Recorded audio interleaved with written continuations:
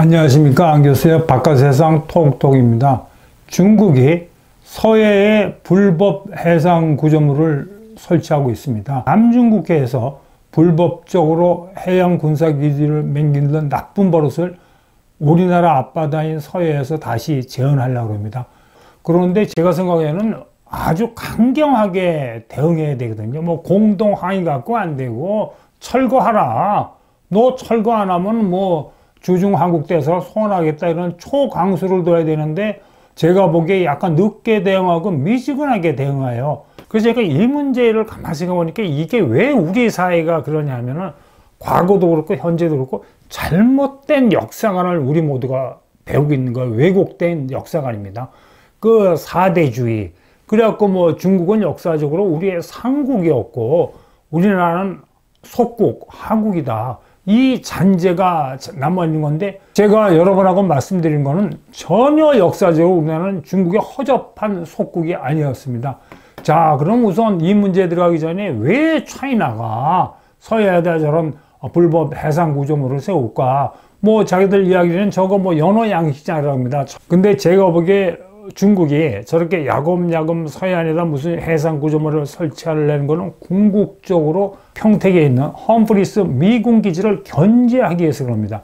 제가 베이징에 가서 중국 공산당의 간부하고 세미나를 한 적이 있는데 그건 몇 년 전입니다. 그때만 해도 중국의 엘리트들이 뭐 한국의 학자들에서는 허심탄회하게 얘기했어요. 야, 저 평택에 있는 그 US 밀리터리 베이스 저거 중국의 함대가 그 대련하고 뭐 칭따오 이런데 함대가에 옆구리에도 칼을 대는 것 같은 대검 같은 역할을 한다니까 베이징에서는 펌프리스 기지가 아주 까끌어온 존재이기 때문에 이거를 견제하기 위해서 그러는데 저거니 가만히 보십시오.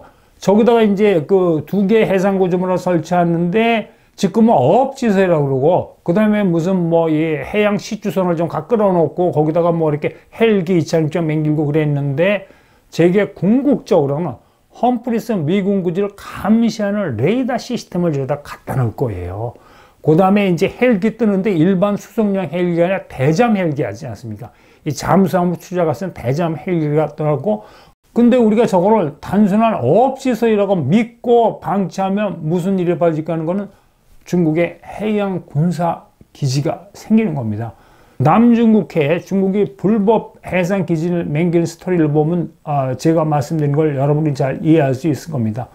오바마 대통령 때 남중국해에다 환초 같은 걸 메꿔갖고 이 인공 섬을 맹길었어요. 그래갖고 오바마 대통령이 이제 시 주석을 만났을 때, 야, 그건 뭐 중국 차이나가 베트남하고 필리핀이 그 영유권을 지향하는 데다가 이렇게 뭐 해상 구조물을 맹길고 있다. 그러니까 don't worry.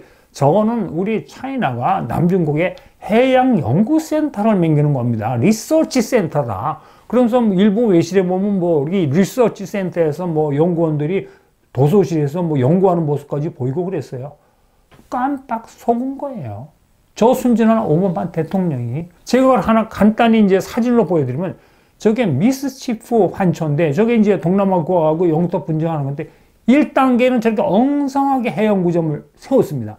지금 우리나라의 서해안에 세운 거고 비슷해요. 어업지설이라고 그러면서 저렇게 엉성하게 진짜 원룸목처럼 세웠잖아요. 근데 자세히 보십시오.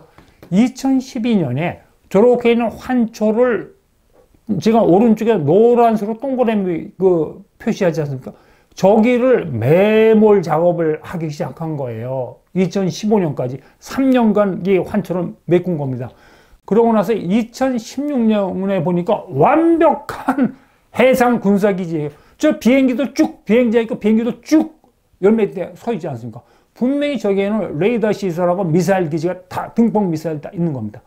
불과 4년 만에 저렇게 해상 군사기지를 맹기렸어요. 하여튼 뭐 만리장성을 맹된 민족에서 그런지 뭐 산이고 바닷속에 뭐 쳐넣어갖고 뭐 맹기는 데는 하여튼 도 같은 민족입니다.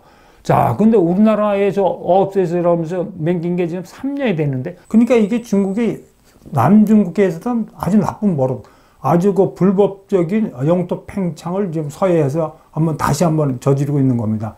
자, 그럼 우리나라가 중국의 속국이 아니었다. 뭐 당당한 이유는 그 이유 첫째는 우리나라는 역사적으로 많은 기간 당당한 중국의 군사동맹이었어요. 우리 강감찬 장군께서 귀주 대첩을 하셨잖아요. 고려를 쳐들어온 거란족을 아주 그냥 착살을 내버렸는데, 우리는 이거를 뭐 고려와 거란 간의 전쟁으로 하고 있는데 그게 아니에요. 동북아 전쟁이었습니다.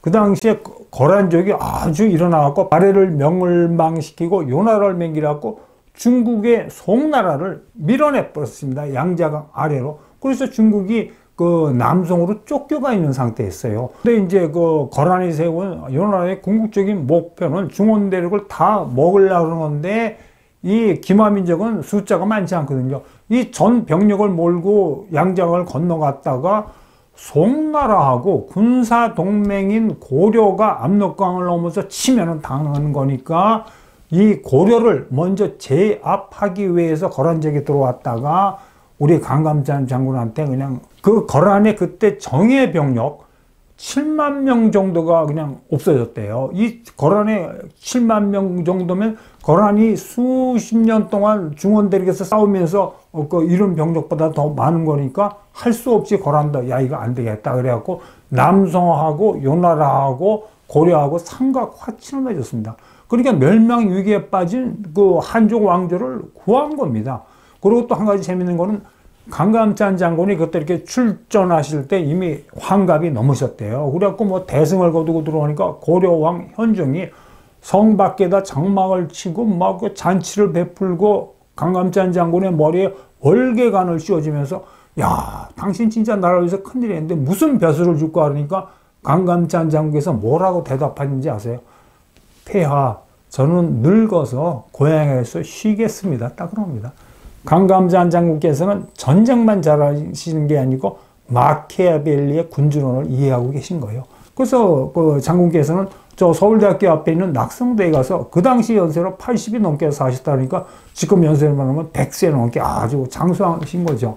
그 다음에 두 번째, 왜 우리나라가 중국의 속국이 아니었냐. 우리나라는 많은 역사 기간 동안 동북아의 형님국가로 대접받고 때로는 한족보다 높은 국제적인 신분을 누린 나라예요. 우리나라가 절대로 뭐 한족에서는 중국의 하국이 속국이 아니었습니다.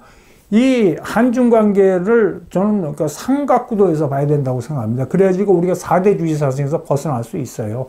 저 왼쪽에 이제 한족은 만리장성 속에 있는데 끊임없이 북방 기마민족의 침략에 시달렸죠. 뭐 흉노, 몽골, 만주족 이렇게 시달렸고, 그 다음에 이제 한족은 우리나라를 속국이라 봤고, 우리나라 문제는 북방 기마민족하고 우리 고려 조선하고 관계예요.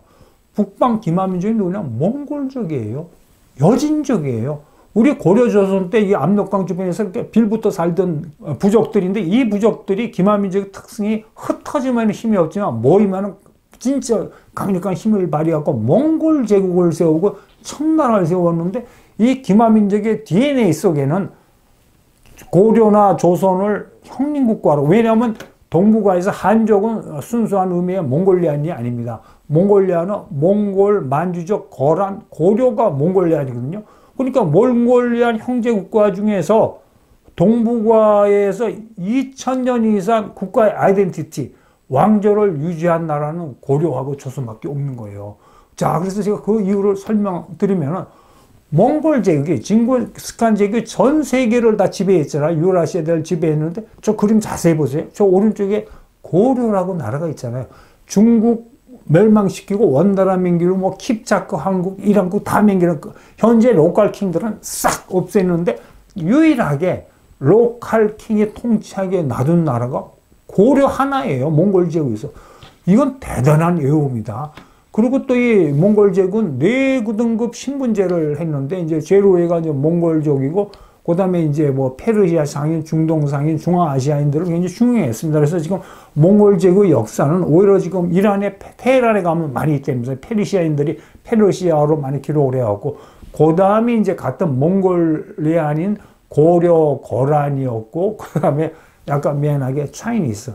끝까지 정하던 남송은 아주 제일 바닥이었으니까, 하여튼 anyway, 국제적으로 한동안 우리가 이렇게 차이니스보다 높은 국제적인 신분을 했는데, 우리는 중국 중심의 4대주의 역사를 배워갖고, 야, 충렬왕, 뭐 몽골 제국에 충성하는 충자 왕이라고 그러는데, 제국의 역사, 중국 중심의 역사가 아니고 제국의 역사를 보면 몽골이 전 세계를 지배했을 때 제국의 지배 계층에 들어간 거는 고려의 충렬왕이 왕들이었어요. 칸의 사위였으니까요. 사위국가하고 제국 회의할 때, 중심 대립할 때 회의할 때 들어가고 그랬습니다. 근데 이걸 어떤 역사의 관점에서 보냐에 따라서 우리와 중국 간의 그 관계가 달라지죠. 그리고 또 이제 그 남한산성에서 이제 병자호란때 저항하던 인조가 내려와서 청태종 홍따이지한테 이제 삼배고도례로 이렇게 뭐 무릎 꿇고 막 치욕을 맛보았다고 우리 역사는 비분관계하고 남한산성이라는 역사도 나왔잖아요. 근데 저는 여기까지만 우리 역사가 아니라 영화가 여기까지만 이야기해요. 그러면 홍따이지 나쁜 놈 조선의 왕을 땅바닥에 엎드려서 뭐 뻔뻔이나 땅에 맞대게 한다 그러는데 객관적인 역사를 보면 저거 상당히 봐준거리입니다. 저게 우리 객관적으로 역사를 봐야 돼요. 패하고 나와서 패배자의 한풀이 역사로 우리 역사를 되새기면 안 되고 사대주의 역사로 우리 역사를 되새기면 안 돼요. 저 만주족이 있지 않습니까?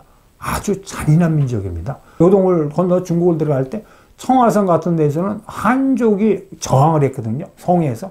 저항하는 3만 명인가 5만 명을 싹 그냥 몰살시킨 민족이에요. 저 민족이, 만주족이. 그리고 이제 그 만주족이 금나라의 나라 세우지 않습니까? 그때는 남송이 결국은 이제 금나라한테 망했는데 남송의 마지막 황제 휘정, 흠정하고 신하들 수천 명을 저 만주로 끌고 와서 그냥 포로에서 싹 가게 한 건 잔인한 민족입니다.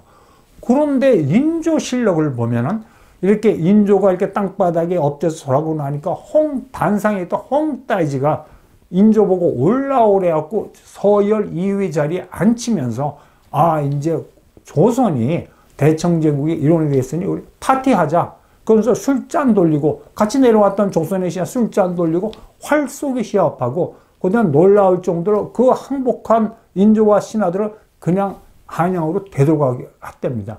그 다음에 이제 변발 있잖아요. 변발이요. 청나라 시대에는 성문 앞에 그 만주적 병사가 지키고 있다가 변발 안 한 그 한인을 보면 그 자리에서 할 정도로 강력하게 변발을 강요했는데 딱 한 나라 변발을 강요하지 않은 나라가 있죠. 조선 변발 강요하지 않았습니까? 그러니까 이 한중 관계들은 새로운 역사에서 볼 필요가 있습니다. 그 다음에 이제 세 번째 이유는 역사적으로 뭐 중국이 지금 위대한 뭐 중화제국으로 폼 잡고 있지만 압록강을 넘은 중국 군대가 한반도에 들어와서 재미 본 적이 거의 없어요. 그러니까 이 차이나는 역사적으로 이 우리 그 한반도 고려 조선에 대해서 아주 묘한 징크스를 갖고 있습니다.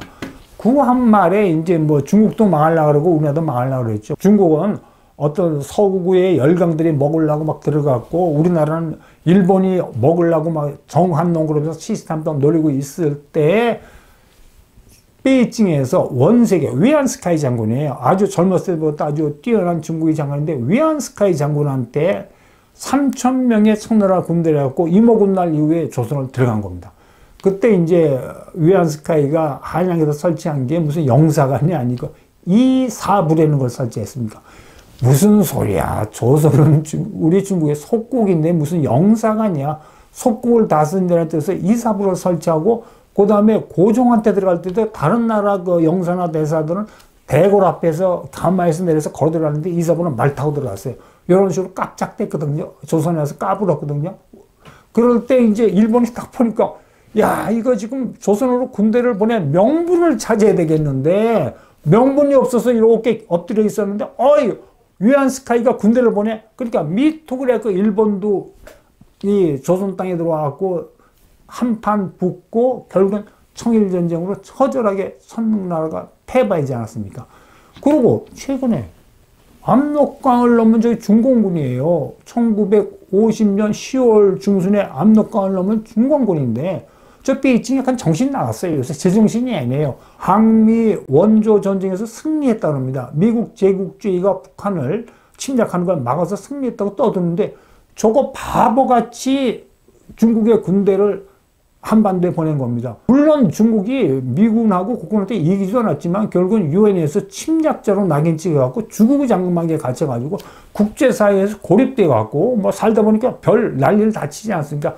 대약질 운동에서 몇 천만 명 굶어 죽이고 문화 대혁명하면서 중국의 모든 걸 파괴하고 그런 식이고 6.25 전쟁이 일어나기 전에는 한반도에 미군이 없었어요. 1949년에 미군이 철수했습니다. 그러니까 겁없이 중공군이 한반도에 들어옴으로 해서 결과적으로 한국전쟁이 일어나고 모든 나라가 피해를 보고 지금 현재 한미동맹으로 주한미군이 있지 않습니까? 지금 차이나 입장에서는 주한미군이 아주 껄끄러운 존재죠. 그러니까 제가 지금 분명히 여러분하고 같이 공유해야 되는 역사의식은 과거도 그랬고 현재도 그렇고 결코 우리가 베이징의 눈치 보면서 어부적어부적 거리면 안 됩니다. 강경하게 외교를 펼쳐갖고 철거해라. 너 철거하라면 뭐 대사손하겠다고 초강경으로 나오고 두 번째는 이제 차이나가 만만치 않죠. 뺀질거리거든요. 뺀질거리면은 베트남식으로 맞뱅해 뿌리는 거예요. 해상의 철구부조를 맹기는데 중국이 잘한다고? 아니에요. 그거는 우리나라 K조선이 더 잘해요. 해상 C조선 맹기는 거 세계 시장에서 우리 그 거제도하고 울산에는 K조선이 세계 최고로 잘 맹기거든요. 우리나라는 또 그런 거 빨리 맹기잖아요. 우리도 빨리 중국이 2개 맹기려면 우리도 2개 맹기라 하고 중국 저 옆에 잠정 조치구죠. 중국 쪽에다 바싹 2개 맹기는 거예요. 그러면서 중국이 또 3개 맹기려면 우리도 3개 맹기고 그렇게 맞대응을 해야 되는데 베트남이 야무지잖아요. 남중코리아에서 중국이 그 베트남이 영유권을 지정하는 섬 환초 뺏어갖고 군사기지 맹기니까 베트남도 재빠르게 뭐 중국이 맹긴 군사기지 넓이의 반 정도까지도 엄청나게 많이 군사기지를 맹겨서 대응하는 이런 식으로 우리가 맹기고. 자, 그러면 여러분이 우려하는 거는 야, 지금 세계 2위 군사대국이고 지금 중국이 건방지게 미국하고 싸우는데 야, 그럼 차이나가 난폭하게 우리를 막 거칠게 되면 어떡하냐? 대한민국 큰일 나는 거야. 안보 위기 아니냐? 중국하고 전쟁 나는 거 아니냐? 만약 중국이 전쟁한다면 대만하고 해야지. 어디 대만 놔두고 한국과 군사적인 충돌을 합니까? 그러면 중국의 모든 그 원 차이나 펄시가 모든 게 다 깨지니까 절대로 중국이 우리한테 군사적인 그 위협은 못하고. 자, 그럼 우리가 생각할 때 우리 대한민국 세계 5위의 군사력을 갖고 있어요. 국민의 혈세로 이 막강한 해군력을 키우고 공군력을 키우는데 이거는 전쟁할 때만 쓰는 게 아니다. 우리 K군사력. 이럴 때 우리 K군사력이 써야 돼요. 뭐 이 남중국해에서 중국 해양경비정이 뭐 이 필리핀 해양경비정을 베트남에게 물덮여 쓰고 난폭한 짓을 하는 거는 그 나라의 강력한 해군력이 없기 때문에 그렇게 까부는 겁니다. 근데 서해안에 와서 만약에 우리가 해상구조물을 세우고 막 그런다고 중국 쟤네들 이렇게 뭐 중국 해군하고 해양경비정이 들어오잖아요. 아, 우리나라는 이지스함, 세계에서 이지스함 가진 나라 몇 나라인데 우리 막강한 세종대왕함, 이지스함 함대 뭐 이런 거 같이 맞대응하면서 이거를 여러분 군사 전문 용어로 해상 위력전이라는 겁니다. 두 나라 함대가 폼팍 점서 해상에서 기싸움 하는 거예요. 그때는 서로 기싸움할 때, 야, 저쪽에 그 함포 사격 능력, 저쪽에 공격력이 어떤 거를 하면서 이렇게 막 버티는 거거든요. 그렇게 나가면은 이 남중국해에서 까부는 식으로 절대 까불지 못합니다. 그리고 또 제가 역설적으로 여러분한테 말씀드리는데 지금 이렇게 위기가 기회입니다. 왜냐하면 지금 트럼프 대통령하고 시진핑하고 빡세게 권세전쟁 하잖아요. 그 때문에 중국이 약간 지금 정신이 나가 있어요. 그러니까 뭐 가능하나 뭐 주의국가로 뭐 펜타이 아메리카 아젠다 반미 동맹 맹결자가 왔다 갔다 겁작하는데 이 민감한 시점에 국제적으로 아주 민감한 차이나 시점에 우리가 강력하게 나오면 중국이 우리한테 강력하게 대응 하기 힘들다고 저는 생각합니다. 오늘은 여기까지 하겠습니다. 여러분 하시는 모든 일 원더풀 하십시오. 대한민국의 K조선 K군사력도 원더풀입니다. 감사합니다.